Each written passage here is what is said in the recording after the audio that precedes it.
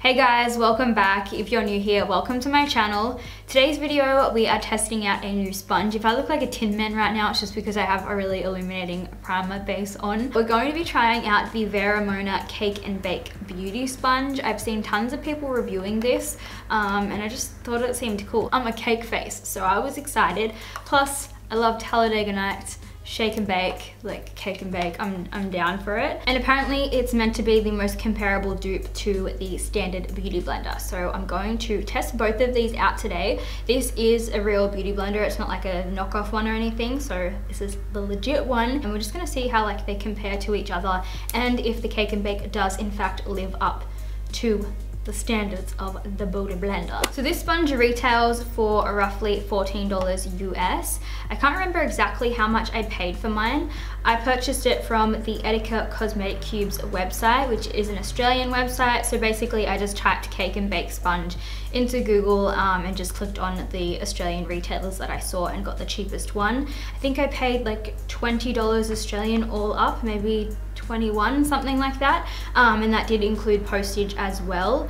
So I will leave the details of that in the description box for you guys if you want to check it out, as well as links where you can purchase it. I believe you can get it from like directly from the Vera website, and I think you can get it from Sephora in the US as well. It came in like really good packaging. It was packaged so well. Like this crush box looks amazing. They just really did a great job at looking after my parcel, basically. Like I don't care because it's a sponge, but still, far out, like the postman sucks. It's like, yeah, no worries, it's just my money that you're crushing. Don't even worry about it. But they did send me a random brush, if I can. They sent me this random ass brush with it. I didn't ask for a brush, but like, I'll take it. So I'm just going to open this up because I actually have not opened this just yet. It just comes in like a little stand. It's very dense. It does not feel good.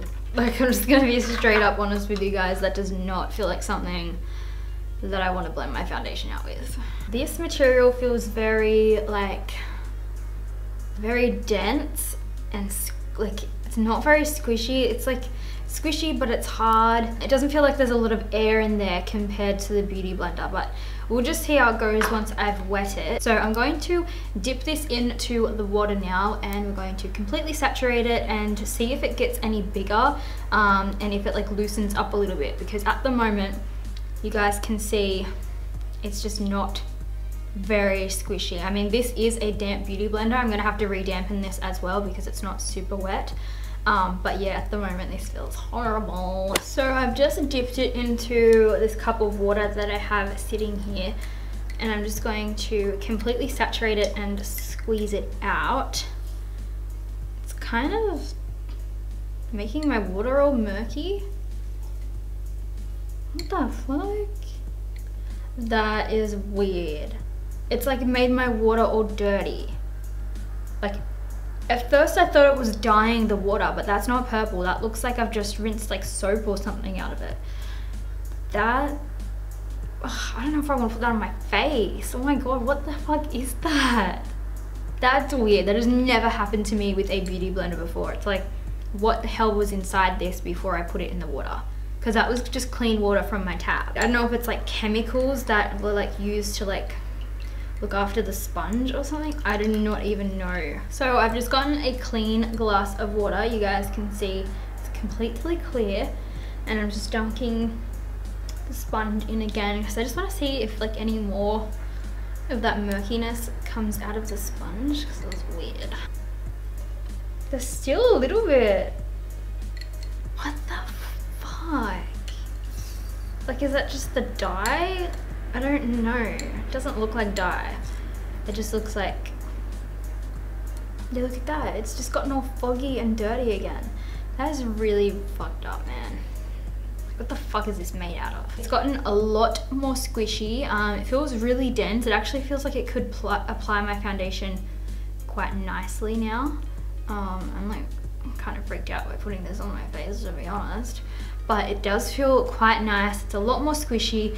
Kind of feels like memory foam. It's a lot bigger than it was before, so it has soaked up quite a bit of the water. It's a lot more squishy, so you guys can see when I squish them on their sides that the Beauty Blender kind of just bounces back a little bit quicker. And this one really does have like a memory foam sort of consistency to it. I'm just going to use a foundation that I know applies really beautifully on my skin. This is the Touche Eclat foundation from YSL. I actually did a first impression on this yesterday and I really love it so far. It looked absolutely amazing on my skin all day. If you guys are interested in seeing my review and my first impression full day like wear test as well as a flash test with this foundation, then I will list that in the description box for you guys down below and you can check that out. I think it said on the back of this that you're supposed to you're supposed to pick up the liquid on the sponge. So I'm just going to pump my foundation straight onto the sponge. Normally I would do it on my face or I would dot it on there, because with a Beauty Blender it sucks up the product really quickly, but I'm just going to do exactly what it says on the box with this one. So I've just put one pump of foundation onto the sponge and I'm going to do the left hand side of my face for you guys. So I guess it's pretty good to get like around your eyebrows, because I always stuff up my brows by kind of just hitting them by accident with my Beauty Blender just due to the shape of it. So the shape's pretty good for like that, and to get around your eyeliner. It'd actually be really good if you just wanted to quickly clean up your eyeliner and you can kind of sweep underneath there. But that's blending out really nicely, a lot nicer than I thought it would.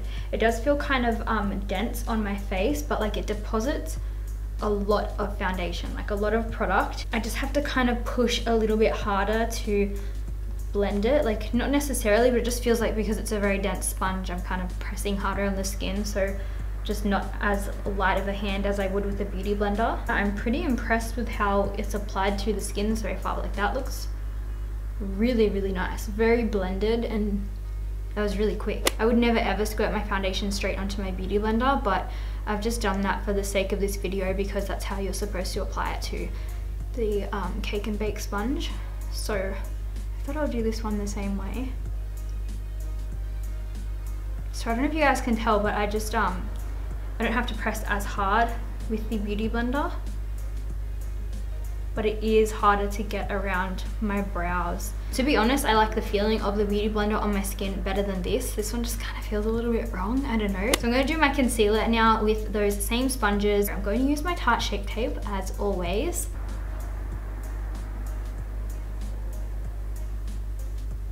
So that's blending really nicely so far.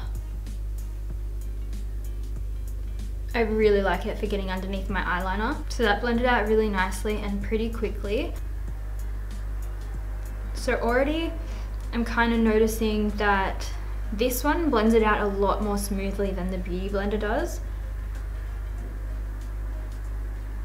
I don't know if you guys can tell, I'm having a little bit more trouble trying to get into the inner corner of my eye, but it does blend out just as flawlessly as the left hand side. Something I'm noticing with this sponge, the Cake and Bake, is that if you press it in a certain way you kind of get lines on your face. That's one thing that I never struggle with the Beauty Blender. It blends out everything seamlessly. So I'm using my Hoola Quickie Contour Stick. This is one of my favorite contouring products at the moment. Blends out like an absolute dream. I really wanted to use products that I know blend really well, so then we can get like a realistic kind of view of this sponge. So I'm going to start with my forehead. So that blended out really quickly. Alright, so you guys can see straight away that I'm having a little bit more difficulty blending this side. I mean, like, it's hardly difficult at all, but I feel like it just took a little bit longer to blend.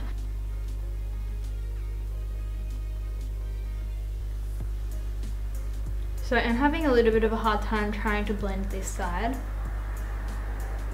Just because like the angle of this is kind of funny. And like I said, you have to kind of, I don't know, push harder on your face.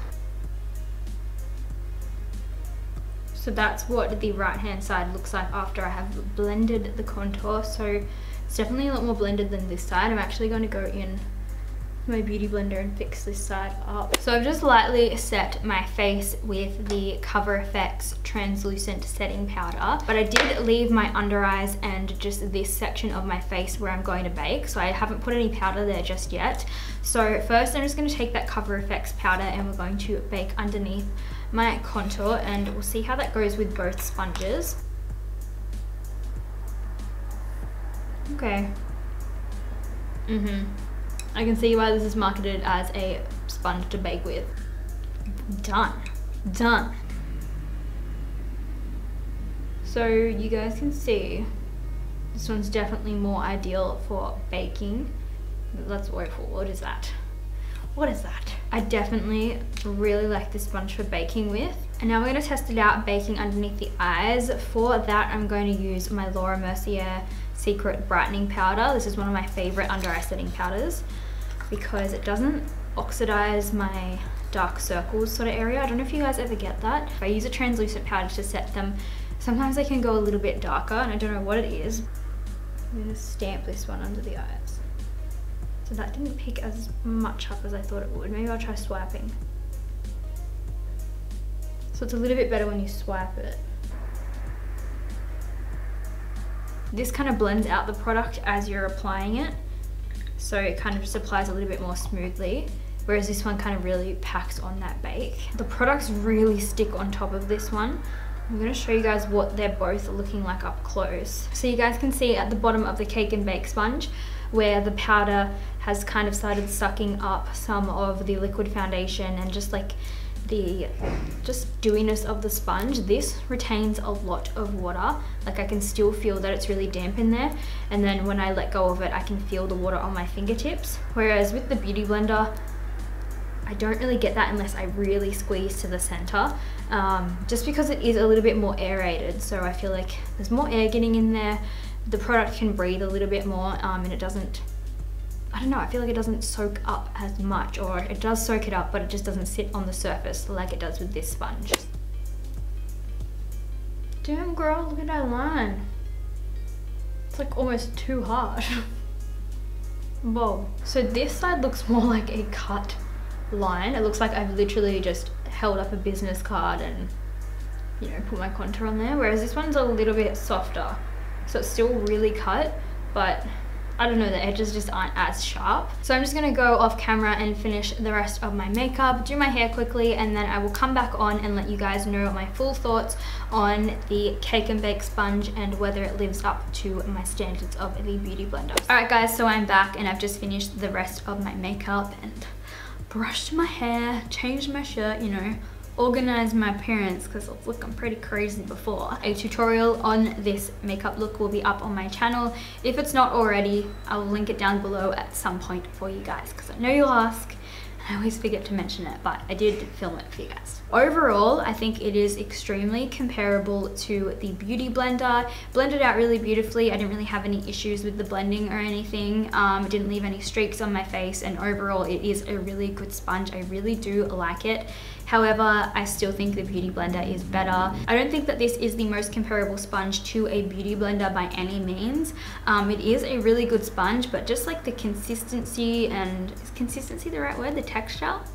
The stuff that it's made of, the material, is extremely different. This one's a lot more smooth, it's really dense, and it kind of has a weird rubbery foam sort of feel. This is more like a memory foam, and then this one is kind of more like a regular sort of foam. So I feel like this is more breathable, feels a little bit nicer on the face. You don't have to blend as hard with the Beauty Blender. Not that you have to press really hard with the cake and bake, but you just have to be a little bit more firm. So if you're looking for a dupe for the Beauty Blender, I would say this is really good. It was like $14 or something like that, so it's pretty affordable. I do think that the Sigma 3D HD Blender and the Real Techniques Complexion sponge are a lot more similar to the Beauty Blender than the Cake and Bake is, and I am going to leave the prices of these two sponges as well as the Sigma one and the Real Techniques one that I mentioned down below, and that way you guys can figure out like which one you would like to purchase, because those other two sponges are really, really good. I'm actually really impressed with how it performed on the skin. I did not expect it to be like that because it was just like the weirdest thing ever. It just reminds me of a little eraser. I've still got the water sitting here. The fact that it made my water all murky was just kind of weird to me. That's basically it for this first impression and review, you guys. I hope that helped you out. I hope that you guys found this video interesting. If you did, please give it a big thumbs up. Let me know in the comments below if you'd like to see more of these videos, and don't forget to subscribe if you haven't already. I said subscribe really weird then. But yeah, I will see you guys in my next video. To my channel, It's like a, it's like a what? The layers. Who the fuck is beeping? Be like fucking dropping shit on the floor. Pulling it on this bitch titties. Kind of seen it. Which one compares? Which fucking titties? Apparently it's supposed to be. Fucking hell! I just want to see. Why can't I fucking speak?